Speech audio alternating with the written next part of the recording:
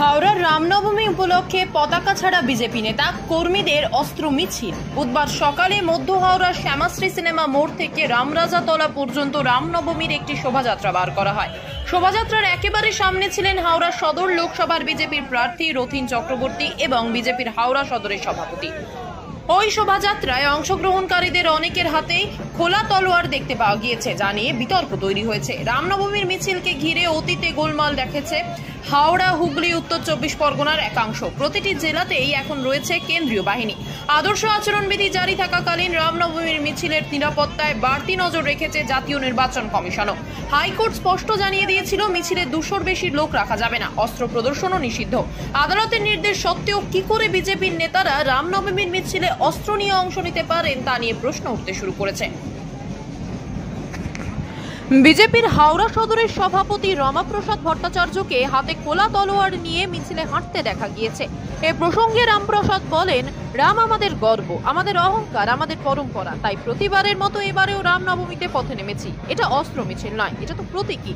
এই অস্ত্র কাউকে মারার জন্য তো নয়। বাংলায় আমরা মা দুর্গার পুজো করি, সেখানেও তো অস্ত্র থাকে। তাই বলে কি আমরা মায়ের সামনে যেতে ভয় পাই? এটা অস্ত্র মিছিল নয়, প্রতীকী।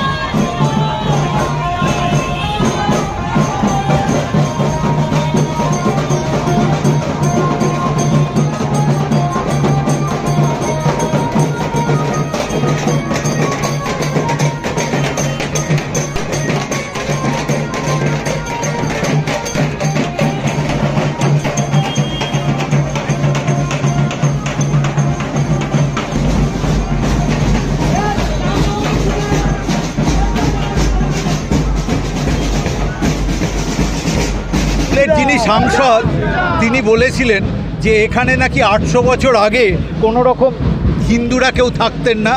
এটা আপনাকে আমি জানিয়ে রাখি, এটা একটা সনাতনী সংস্কৃতি প্রথা। যেমন আমি হচ্ছি একজন কনৌজি সনাতনী ব্রাহ্মণের পরিবারের ছেলে, এরকম সনাতনী ক্ষত্রিয় বা সনাতনী সমাজে আজকের দিনে আমরা অস্ত্রকে শক্তিরূপে পুজো করি এবং এটা একটা কোনো অন্যায়, এটা আমাদের শাস্ত্রের অঙ্গ।